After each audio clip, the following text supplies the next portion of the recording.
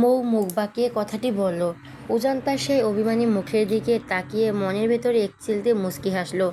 তারপর মৌকে আলতো করে বিছানায় বসিয়ে দিয়ে সে নিজের শান্ত পায়ে রুম থেকে বেরিয়ে গেল। কিছুক্ষণ পর সে নিজের হাতে একটি প্লেটে রাতের খাবার নিয়ে রুমে ফিরে এসলো। মৌ তখন বিছানায় গুটিসুটি মেরে বসে এক মনে উজানের ফোন স্ক্রল করছে। এটা ইদানিং তার একটা মস্ত বড় বদ অভ্যাসে পরিণত হয়েছে। প্রতিদিন রাতে ঘুমানোর আগে উজানের ফোনটা একটু না ঘাঁটলে তার যেন পেটের ভাত হজমই হয় না। অবশ্য বিগত 3টে দিন অভিমানের কারণে সে এসবের ধারে কাছেও আসেনি। এমনকি উজান নিজেও কখন এই ফোন ঘাঁটাঘাঁটি নিয়ে মুখে একটা কথাও বলে না, বরং মনে মনে বেশ উপভোগ করে। উজান প্লেটে হাত দিয়ে ময়ের পাশে এসে বসা মাত্রই ততক্ষণই মৌ হুট করে বাঘিনীর মতো উজানের সুস্থ হাতটায় সজোরে এক কামড় বসিয়ে দিল। আসামকে এমন পৈশাসিক কাণ্ডে উজান চৌধুরী কিছুটা ঘাবড়ে গেল। এই পুচকি মেয়েটা কখন যে কি অদ্ভুত কাণ্ড করে বসে তা বোঝা সাধারণ মানুষের ক্ষমতার বাইরে। উজান নিজের চোখ দুটো বড় বড় করে শুধালো, পিচ্চি, তুমি আমার হাতে ওভাবে কামড় দিলে কেন? ও এবার কাঁদো কাঁদো ফেস করে ফোনের স্ক্রিনটায় উজানের চোখের সামনে ধরে বলল, আপনাকে শিরিন আর ললিতা ডাইনি কেন এই মাঝরাতে ফোন করেছে শুনি? আবার ইনবক্সে কতগুলো মেসেজও পাঠিয়েছে। আপনি কি তলে তলে ডাবল টেম্পো চালাচ্ছেন? হ্যাঁ, আপনার একটু লজ্জা করে না ঘরে আমার সুন্দরী বউ থাকতে বাইরে অন্য নারীদের দিকে ওভাবে নজর দিতে? এত সুন্দর কিউট আর ইনোসেন্ট একটা বাচ্চা মেয়েকে এভাবে মনে কষ্ট দিতে আপনার একটুও বাঁধলো না? ময়ের মুখে এমন তীব্র জেলাসি দেখে উজান এবার নিজের শরীরটা আরও খানিকটা ময়ের দিকে ঝুঁকিয়ে আনলো। দুজনের তপ্ত শ্বাস প্রশ্বাস এক পর্যায়ে এক হয়ে মিশে যাচ্ছিল। ঠিক তখনই উজান চোখের দিকে চোখ রেখে ফিসফিসিয়ে আওড়ালো, শোনেন মিসেস চৌধুরী, উজান চৌধুরী আপনাকে নিজের বউ নাই মানতে পারে, তবে তার ক্যারেক্টার কিন্তু এতটা লুজ নয়। সে নিজের নারী ব্যতীত পৃথিবীর অন্য কোনো নারীর দিকে কোনো দিন নজর দেবে না। জাস্ট মাইন্ড ইট।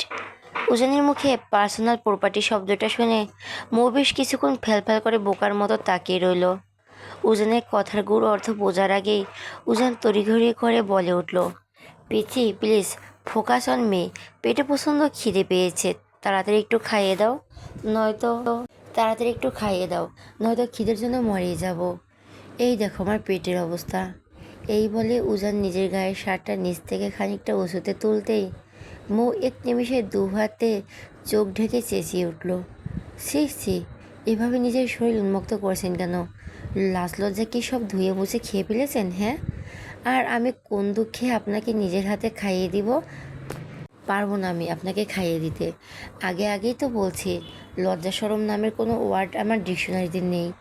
আর তোমাকে দুঃখে খাইয়ে দিতে হবে না, একটু সুখেই খাইয়ে দাও প্লিজ। পেটের ভিতর ইঁদুররা অলরেডি অলিম্পিক রেস শুরু করে দিয়েছে। উজান বেশ মিনতি করলো। মৌ আবারও মুখ ঘুরিয়ে নিয়ে বলল, পারবো না। আপনার নিজের হাত আছে, নিজের হাত দিয়ে নিজেই খান। হাত ভীষণ ব্যথা করছে গো পিচ্ছি, প্লিজ। তুমি যদি আজ নিজের হাতে খাইয়ে না দাও তবে এই উজান চৌধুরীকে আজ সারা রাত না খেয়ে উপোস করে থাকতে হবে। আপনি যা ইচ্ছে করুন, তাতে আমার কি? পরীক্ষায় যখন আমাকে একটুখানি পাশ করে দেওয়ার ক্ষমতা বা ইচ্ছে আপনার নেই, তাহলে আমি কেন শুধু শুধু আপনাকে খাইয়ে দিয়ে সাহায্য করতে যাব শুনি? মৌ সুযোগের বুঝে কথাটি বলল। উজানকে এক দৃষ্টিতে ফ্যাল করে তাকিয়ে থাকতে দেখে মৌ আর চোখে বেশ কয়েকবার উজানের মুখের অবস্থাটা পর্যবেক্ষণ করলো। তারপর মৃদু স্বরে আওড়ালো, সুযোগ কিন্তু এখনও হাতছাড়া হয়নি প্রফেসর সাহেব। রাজি কি না ঝটপট বলুন। থাক, লাগবে না আমার তোমার হাতে খাবার খাওয়া। আজ তো একটা বজ্জাত মেয়ে, সামান্য একটুখানি খাইয়ে দেবে তার জন্য নিজের বরের কাছ থেকে এভাবে ব্ল্যাকমেল করে ঘুরচায়? উজান কিছুটা অভিমানী সুরে বলল। কথাটি বলে উজান যখন বিছানায় শুয়ে ঘুমানোর প্রস্তুতি নিতে গেল, মৌ এক ঝাটকায় তার হাত ধরে তাকে আটকে দিল। হয়েছে হয়েছে, আর অমন ঢং করতে হবে না। সামান্য একটু পাশ করে দেওয়ার কথা বলেছি, তা নিয়ে ওনার কত নাটক। লাগবে না আপনার পাশ। পরীক্ষার হলে না হয় নতুন কয়েকটা হ্যান্ডসাম বয়ফ্রেন্ড বানিয়ে তাদের খাতা দেখে লিখব, তাতে পাশও করে নেব। তবুও আপনাকে আর কোনো দিন বলবো না। এবার রাক্ষসের মতো বড় হা করুন তো দেখি। এরপর অত্যন্ত পরম যত্ন সহকারে মৌ নিজের হাত দিয়ে উজানের মুখে লোকমা তুলে দিতে লাগলো। উজান নিজের ভাগের অর্ধেক খাবার খাওয়ার পর বাকি অর্ধেকটা মৌকে খাওয়ালো। জোর করলো এবং মৌ কোনো প্রকার দ্বিধাদ্বন্দ্ব ছাড়াই উজানের এঁটো প্লেটের বাকি খাবারটুকু নিজের মুখে পুরে নিল। বউয়ের ওভাবে খাওয়ার দৃশ্য দেখে উজান নিজের ঠোঁটে কোণে মুচকি হাসল। সে মুরব্বীদের মুখে বহুবার শুনেছিল একই প্লেটে স্বামী স্ত্রী একসাথে ভাগ করে খাবার খেলে নাকি তাদের ভেতরে পারস্পরিক ভালোবাসা ও মায়া বহুগুণ বেড়ে যায়। আর উজান চৌধুরী আজ সেই ভালোবাসার গভীরতাটুকু পরীক্ষা করে দেখতে চাইল। খাওয়া শেষ হতে উজান বিছানা ছেড়ে উঠে দাঁড়ালো। রাত এখন অনেকটা গভীর, তবে রুমের ভেতর এসি চলা সত্ত্বেও তার শরীরটা কেমন যেন প্রচণ্ড গরম ঘামছে। গরম জিনিসটা যে একদম সহ্য করতে পারে না। দিন রাত মিলিয়ে কম হলে 400-500 বার শাওয়ার নেওয়ার পুরনো অভ্যাস। মৌ বিছানায় বসে নিভু ও ক্লান্ত দৃষ্টিতে উজানের গতিবিধির দিকে তাকিয়েছিল। উজানের গতিবিধিকে দিকে তাকিয়েছিল। হঠাৎ উজান কোনো ভূমিকা না করে সরাসরি ময়ের সামনে গিয়ে নিজের গায়ের শার্টের বোতামগুলো এক এক করে খুলতে শুরু করলো। উজানের এমন অপ্রত্যাশিত কাণ্ড দেখে মোর মাথা যেন আচমকায় মস্ত বড় একটা আকাশ ভেঙে পড়ল।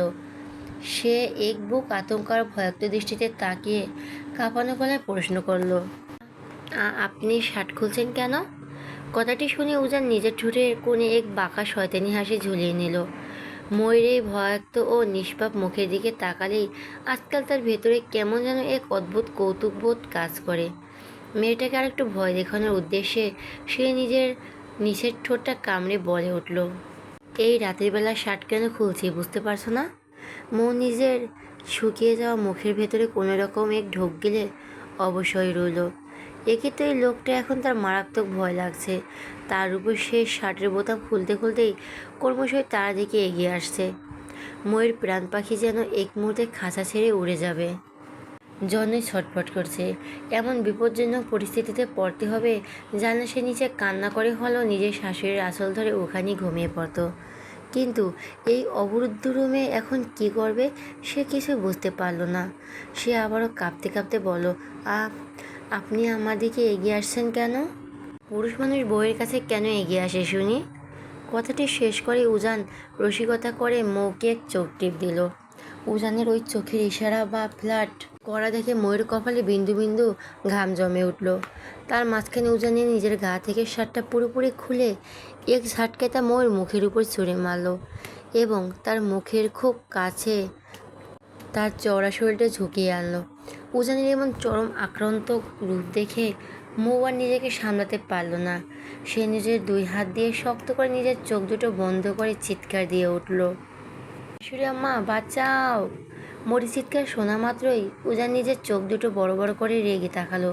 ভাগ্যিস তার এই বেডরুমটা পুরোপুরি সাউন্ড প্রুফ, নয়তো এতক্ষণে মেয়েটার এই মরণ চিৎকার শুনে বাড়ির ছোট বড় সবাই দরজা ভেঙে ভেতরে চলে আসতো। উজান এক ঝাটকায় ময়ের মাথার ঠিক পেছন থেকে টাওয়ালটা নিজের হাতে টেনে নিয়ে হুঙ্কার ছাড়ল, হোপ বেডি চুপ করো!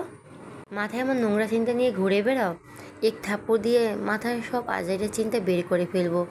আমি জাস্ট টাওয়াল নিতে এসেছি, আর ইনি কি সব ভেবে বসে আছে? ছি, মুসলিম মেয়ে! মৌ এক মুহূর্তের জন্য পুরো থতমত খেয়ে গেল। মানলো সে একটু মাঝে মধ্যে এক কাটে বেশি বোঝে, তাই বলে নিজের ঘরের বউকে এভাবে কথা শোনাবে? এই পাষাণ লোকটা বুকে এইটুকু মেয়ের জন্য একটুও মায়া দয়া নেই?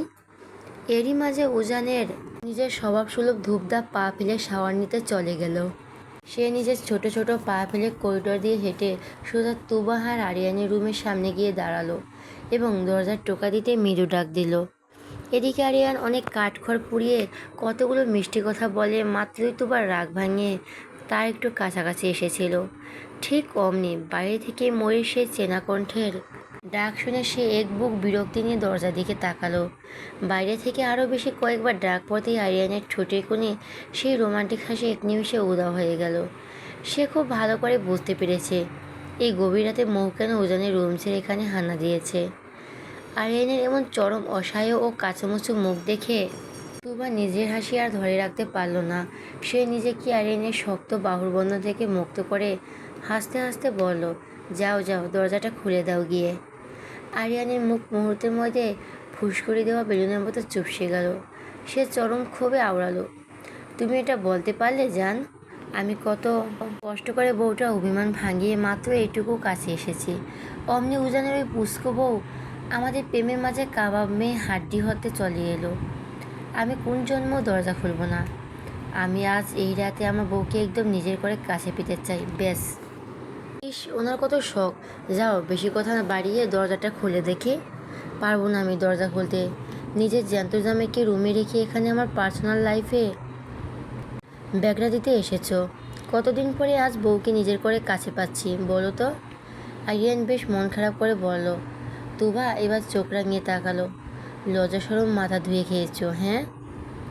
যা বাবা, নিজের বউয়ের কাছে আবার কিসের লজ্জা। তুমি জাস্ট একদম চুপ করে বিছানায় বসে থাকো তো।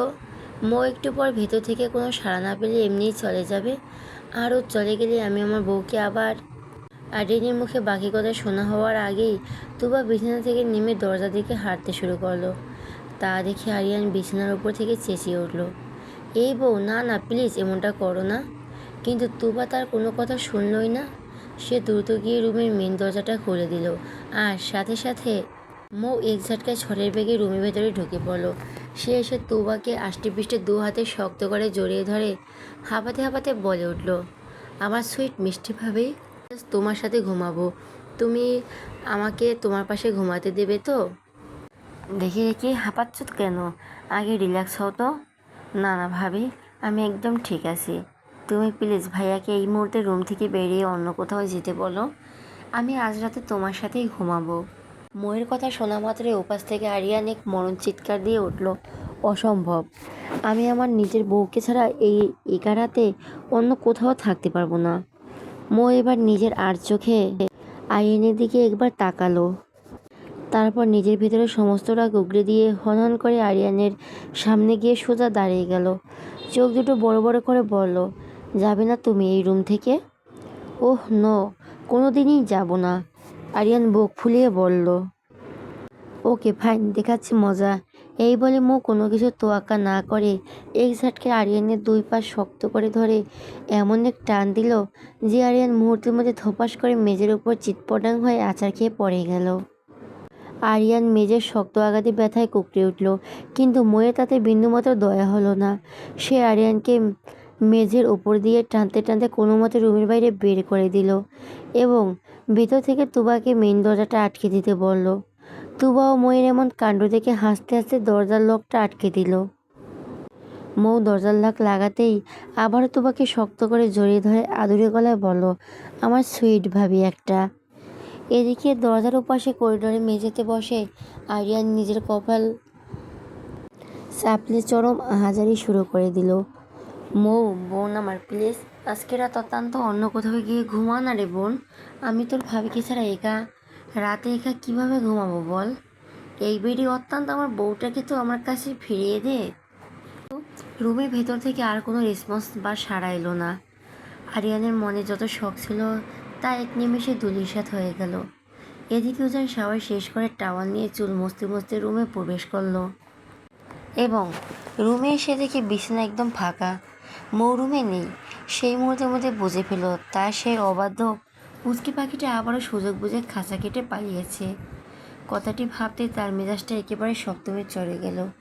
সে কেবিনে থেকে দূরত্ব একটা টি শার্ট বের করে কোনো রকম গায়ে জড়িয়ে এক বুক রাখ নিয়ে নিজের কক্ষ ত্যাগ করলো। করিডোর দিয়ে যাওয়ার সময় সে দূর থেকেই দেখতে পেল আরিয়া নিজের রুমের বন্ধ দরজার সামনে হাঁটু গেড়ে অত্যন্ত করুণ মুখে বসে আছে। উজান তার সেই দশা দেখে ধীর পায়ে এগিয়ে গেল। তারপর ঠোঁটের কোণে তাচ্ছিল্যের সুরে হাসি ফুটিয়ে উপসে সুরে আওড়ালো, ভাইয়া, ভাবি বুঝি আজ মাঝরাতে লাথি মেরে তোমাকে রুম থেকে বের করে দিয়েছে? উজানের অমন রসকথা কথা শুনে মাত্রই আরিয়ান এক ঝটকে সোজা হয়ে দাঁড়িয়ে উজানের পিঠের উপর সজোরে এক কেল বসিয়ে দিল আর দাঁত কিরমির করে বলে উঠল, চুপ কর ইতর ছেলে। আমার বউ বড্ড ভালো, সে অত্যন্ত তোর মতো নয়। তুই কেমন পুরুষ মানুষ রে, যে নিজের বউকে রাতের বেলা নিজের রুমে রাখতে পারিস না? বউটাকে যেই না একটু রোমান্স করার জন্য কাছে পেলাম, অমনি তোর ওই ডাকাত বউ এসে আমার সব শখ চাঙ্গে তুলে দিল। এখন আমি এই রাতে বউ ছাড়া কীভাবে একা একা থাকবো বল? উজানের ভুরু জোড়ায় এবার কুঁচকে উঠল। সে অবাক হয়ে জিজ্ঞেস করলো, তার মানে আমার পিচ্ছি বউটা এখন তোমার রুমে? হ্যাঁ রে ভাই, তাড়াতাড়ি তোর ওই আবদ বউকে নিয়ে কাঁধে তুলে নিয়ে যা তো এখান থেকে, আমাকে বাঁচা। আরিয়ান অনুরোধ করলো। উজান মুহূর্তে নিজের ঠোঁটের কোণে এক বাঁকা শয়তানি হাসি ফুটিয়ে তুলল। সে খুব ভালো করে বুঝতে পারল যে আরিয়ান এখন মস্ত বড় এক বিপাকে পড়েছে। সে সুযোগ বুঝে বলে ওঠে, বউ আমি এখনই নিজের দায়িত্বে নিয়ে যেতে পারি ভাইয়া, তবে তার জন্য আমি কী পাবো শুনি? হোয়াট? তোর নিজের বউ তুই নিজের রুমে নিয়ে যাবি, তাতেও আমাকে তোকে ঘুষ দিতে হবে?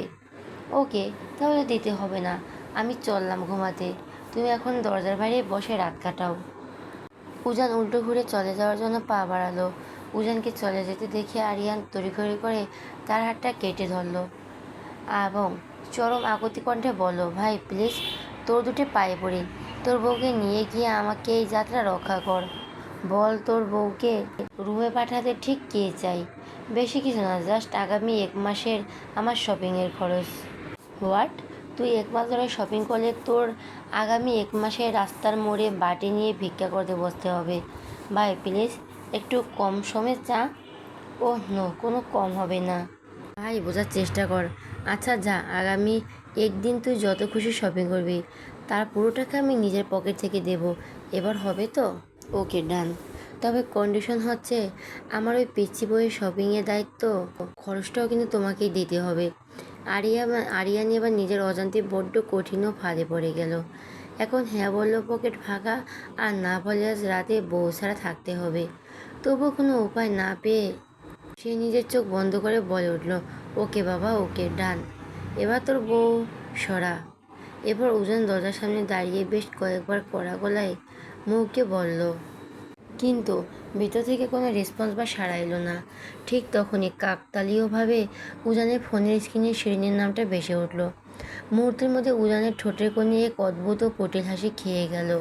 সে দরজা থেকে মুখ উঁচিয়ে চেঁচিয়ে আওড়ালো, রুম থেকে কোনো সাড়া দেবে না তাই তো পেয়েছে? ঠিক আছে, কোনো প্রবলেম নেই। তোমার ওই শিরিন ডাইনি কিন্তু এইমাত্র আমাকে ভিডিও কল দিচ্ছে।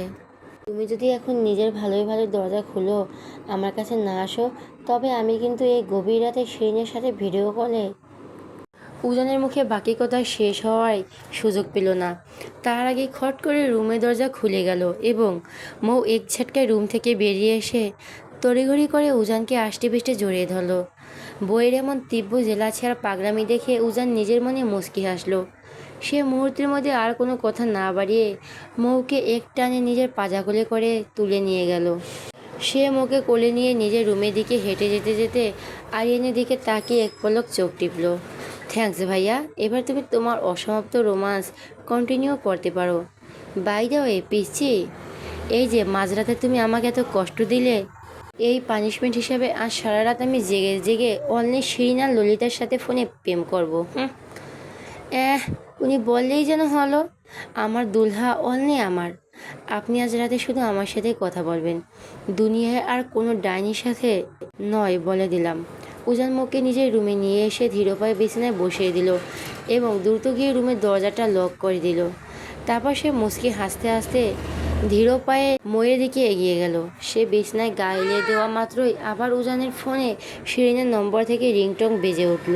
ঘন ঘন শিরিনের ফোন আসতে দেখে মৌ এবার নিজের ভেতরে সমস্ত ধৈর্য হারিয়ে ফেলল। সে এক প্রকার হিংস্র বাঘিনীর মতো বিদ্যুৎ গতিতে উজানের হাত থেকে ফোনটা কেড়ে নিল এবং কোনো কিছুর পরোয়া না করে ফোনটা সোজা মেঝের উপর সজোরে আছাড় মেরে ছুঁড়ে ফেলল। ফোনটা এক পলকে চূর্ণ বিচূর্ণ হয়ে গেল। তারপর সে তীব্র গতিতে উজানের চওড়া বুকের ওপর নিজের শরীরের সমস্ত ভার ছেড়ে দিয়ে তার গলাটা 2 হাতে শক্ত করে জড়িয়ে ধরল। সে নিজের লাল হয়ে যাওয়া চোখ দুটো তুলে উজানের চোখের দিকে চেয়ে চরম শাসানির গলায় শুধালো, আমাকে আর বেশি রাগাবেন না বলে দিচ্ছি, নয়তো সত্যি সত্যি কোনো একদিন আপনাকে আমি নিজের হাতে কোরবানি দিয়ে দেব। এই মাথায় ভালো কথা ঢুকিয়ে নিন, professor Ujan Chowdhury only and only এই তাসফিয়া মৌয়ের।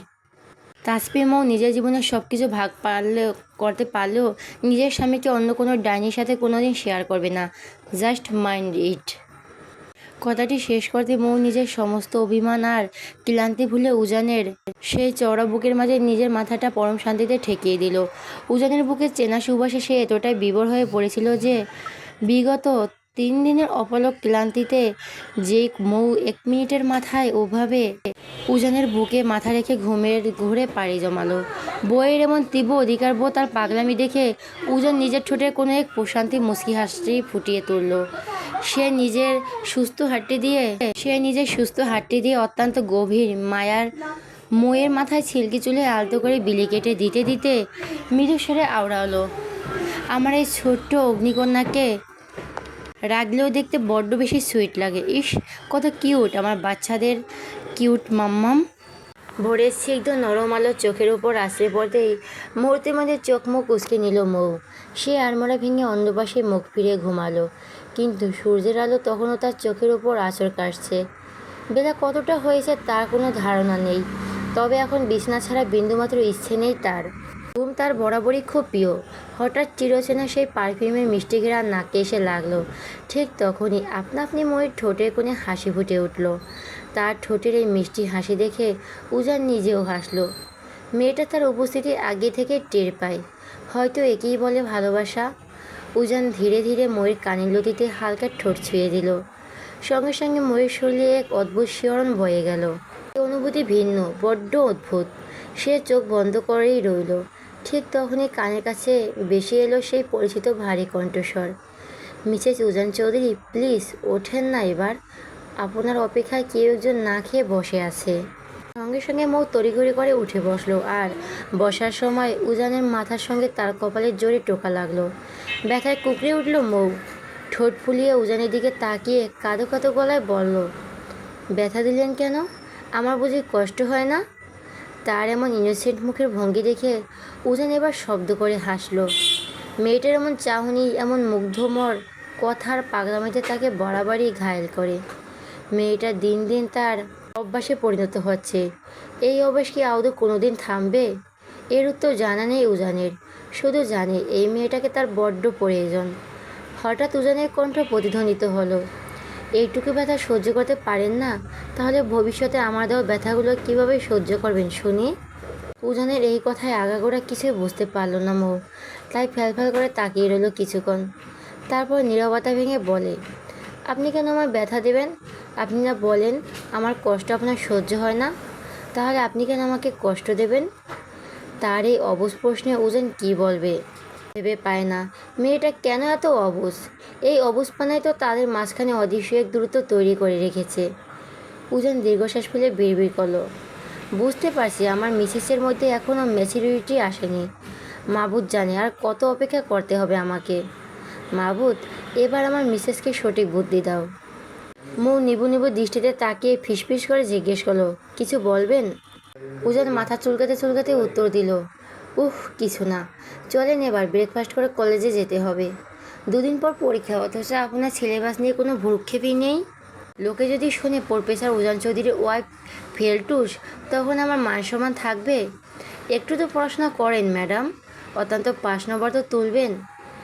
মৌ তবু কিছুক্ষণ বোকার মতো তাকিয়ে রইল। তা দেখে উজান ধমক দিতেই সে তড়িঘড়ি করে ফ্রেশ হতে চলে গেল। প্রায় 10 মিনিট 20-এর পর মৌ শাওয়ার নিয়ে বেরিয়ে এলো। তাকে এভাবে ঝটপট শাওয়ার নিয়ে বের হতে দেখে উজান খানিকটা অবাক হলো, কারণ মেয়েটার কাছে শাওয়ার নেওয়া মানে চরম বিরক্তি। আজ না বলতে সে নিজে থেকে শাওয়ার নিয়ে এসেছে। মৌ কলেজ ড্রেস পরে বের হলো। ভেজা চুলগুলো নিয়ে উজানের সামনে দাঁড়িয়ে গেল সে। উজান তৃপ্তির হাসি হেসে ময়ের চুলগুলো হেয়ার ড্রায়ার দিয়ে শুকিয়ে দিতে দিতে বের করে, মিসেস চৌধুরী, রাতে আমাদের মধ্যে সে কি কিছুমিছু হয়েছিল?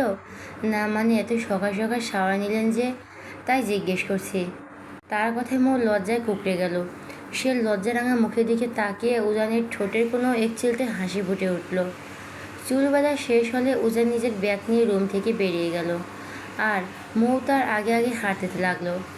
হঠাৎ মৌ 2 কদম এগিয়ে গিয়ে আবার পিছিয়ে এলো। উজানের মুখোমুখি দাঁড়িয়ে চোখ রাঙালো। এই যে ওয়েট, আপনি কাল রাতে কোথায় গিয়েছিলেন? রাতে ঘুম ভাঙার পর আপনাকে খুঁজে পেলাম না। আর ওয়াশরুমের ভেতরে শার্টের উপর রক্তের দাগ কেন ছিল? ময়ের প্রশ্ন উজান ভেবাচাকা খেয়ে গেল। মেয়েটা রাত জেগেছিল অথচ সে টেরই পায়নি, আর ওয়াশরুমের ভেতরে রক্তমাখা শার্টটি ফেলে দেওয়ার কথা ভুলে গিয়েছিল সে। এখন এই প্রশ্নের উত্তর কী দেবে?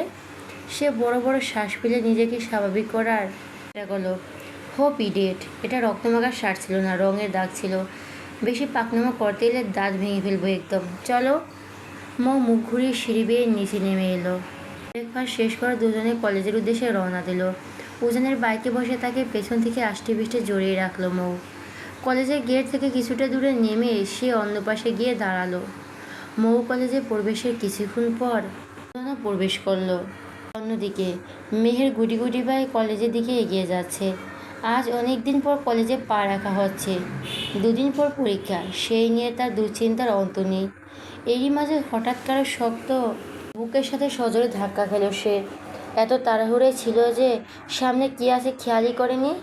ভীতু মুখে সামনের লোকটির দিকে তাকাতেই সে চমকে উঠল। সামনে বিধ্বস্ত অবস্থায় ইফাত দাঁড়িয়ে আছে। মানুষটার মধ্যে আকাশ পাতাল তফাৎ হয়ে গেছে। সেই আগে সৌন্দর্য আর নেই। ঠোঁট দুটো কালো কুচকুচে হয়ে আছে। মেহের আর বুঝতে বাকি রইল না কেন তার এমন অবস্থা। তার মুখের দিকে তাকিয়ে মেহেরের বুক কেঁপে ওঠে। একটা ছেলে যে সামান্য মেয়ের জন্য নিজের এমন বেহাল দশা করতে পারে তা তার ধারণারও ছিল না। ইচ্ছে করছিল পাশ কাটিয়ে চলে যেতে, কিন্তু পা যেন নড়ছেই না। হঠাৎই ইফাত তার হাত ধরে নিজের হাতের ভাঁজে ঢুকিয়ে সামনের দিকে এগোতে লাগলো। সেখানে তার হাত সরিয়ে দেওয়ার কথা ছিল। সেখানে মেহেরের মনে এক অদ্ভুত অনুভূতি হচ্ছে। কেন এমন হচ্ছে তা সে নিজেও জানে না। তবে মনে হচ্ছে বহু বছর পর কোনো আপন মানুষের সন্নিকটে এসেছে সে। ইফাত মেহেরের দিকে তাকিয়ে মৃদু স্বরে আওড়ালো, কেমন আছো ফুলকন্যা? জি ভালো আছি। এইটুকু উত্তর দিয়ে মেহের চুপ করে হয়ে গেল। অন্তঃপাশে নিজেও ইফাতের দিকে তাকিয়ে মৃদু স্বরে জিজ্ঞেস করলো, আপনি কেমন আছেন মিস্টার? ইফাত অসহায় দৃষ্টিতে তাকিয়ে রইল। ইস, কপালে বিন্দু বিন্দু ঘাম জমে থাকা এই মেয়েটার মুখের দিকে তাকিয়ে যেন তার সকল দুঃখ মুছে যায়। কিন্তু এই মেয়েকে নিজের করে পাওয়া কি আদৌ সম্ভব? সে তপ্ত শ্বাস ফেলল। যেহেতু বেঁচে আছি সেহেতু ভালোই আছি। তাজমহলের সৌন্দর্য কখনো বুঝতেই দেয় নেই, সেটা আসলে একটা কবর। কথাটা যেন মেহেরের মাথায় বজ্রপাত করলো। মানুষটার চোখের দিকে তাকানোর আর সাহস হলো না, তাই সাথে সাথে চোখ নামিয়ে নিল। কতটা কষ্ট পেলে মানুষ নিজেকে এভাবে উপস্থাপনা করতে পারে, কিন্তু সেই বা এখন কি করবে? সে তো নিজের অন্ধকার অতীতে ফেলে এসেছে। এখন কিভাবে এই মানুষটার সঙ্গে নতুন করে ঘর বাঁধবে? এটা তো অসম্ভব। মেহেরকে চুপ থাকতে দেখে ইফাত আবারও নিচু স্বরে আজই জানালো, ফুলকন্যা, আজকের দিনটি কি আমাকে দেবে তুমি? প্লিজ, আর কখনো এমন আবদার নিয়ে তোমার কাছে আসবো না। মেহের এক পলক ইফাতের দিকে তাকালো। মেয়েটার চোখের কোণ স্পষ্ট অসহায় চাহনি। মেহেরের তীব্র ইচ্ছে হচ্ছিল দূরে কোথাও পালিয়ে যেতে, কিন্তু আজ তার শরীর যেন আর সঙ্গ দিচ্ছে না। মন বলছে এই মানুষটির কাছেই থেকে যাও, কিন্তু মস্তিষ্ক বলছে এটা কোনোদিন সম্ভব নয়। মেহের না চাইতেও ইফাতের কথায় রাজি হলো। কেন জানি হলো সেটা সে নিজেও জানে না, তবে এইটুকু বিশ্বাস তার আছে, এই মানুষটির সঙ্গ থাকলে অত্যন্ত পৃথিবীর কোনো কিছু তাকে আঘাত করতে পারবে না। ইফাত মুচকি এসে মেহেরকে নিজের বাইকের কাছে নিয়ে গেল। মেহের দ্বিধা নিয়ে বাইকের পেছনে বসলো। তাকে ইতস্ত বোধ করতে দেখে ইফাত মৃদু হাসলো। টেনশন নিও না, কিছু হবে না, আর আমাকে ধরে বসো, নয়তো পড়ে যাবে। মেহেরের সাহস হলো না ইফাতকে ধরার। তার হয়তো কাছাকাছি আসতে ভীষণ অস্বস্তি হচ্ছিল, কিন্তু ইফাতের এইটুকু আবদার সে ফেলতে পারল না। মানুষ কখনো এত অসহায়ভাবে অনুরোধ করেনি তাকে। আচমকা ইফাত নিজেই মেহেরের হাত টেনে নিজের কোমরের উপর রাখলো। মেহের শুকনো ঢোক গেল। ঠিক তখনই বাইক স্টার্ট দিতেই মেহের ভয়ে ইফাতের শার্ট খামচে ধরল। ইফাত হাসলো। মেয়েটা যে কেন এত অল্পতে ভয় পায় তা সে বুঝতে পারে না। প্রায় আধ ঘন্টা পর তারা দুজন একটি নদীর ধারে লেকের পাড়ে এসে হাজির হলো। ইফাতের জায়গাটা ভীষণ পছন্দ, যদিও এখানে আসতে মাত্র 10 মিনিট লাগার কথা ছিল, কিন্তু মেহেরের ভয় পাবে ভেবেই সে ধীরগতিতে চালিয়েছে। ইফাত হাত ধরে মেহেরকে বাইক থেকে নামালো। বাইকটা একপাশে রেখে লেকের পাড়ে বসলো দুজন। ইফাত ক্ষণে ক্ষণে মেহেরের দিকে তাকাচ্ছে, কিন্তু মেহেরের মাথা নিচু করে আছে। এর মাঝে তীব্র আশঙ্কা নিয়ে ইফাত অস্পষ্ট স্বরে বলল, ফুলকন্যা, আমরা কি ঘর বাঁধতে পারি না? মেহের চমকে তাকালো। লোকটির আদুরে ও করুণ স্বরে কথাগুলো শুনে নেবু নেবু দৃষ্টিতে তাকিয়ে রইল। মানুষটির মুখের দিকে তাকালে মন চায় অনন্তকাল তাকিয়ে থাকি, কিন্তু মস্তিষ্ক বলে এটা পাপ। মেহেরের চুপ থাকতে দেখে ইফাত আবারও নিচু স্বরে আওড়ালো, ফুলকন্যা, আমার কথায় কি তুমি কষ্ট পেয়েছো? ট্রাস্ট মি, আমি তোমাকে আঘাত করতে চাই না, তবে আমার যে একটা ঘর খুব প্রয়োজন। আমার এই সুখের সংসারে কি তুমি আমার সঙ্গিনী হবে না?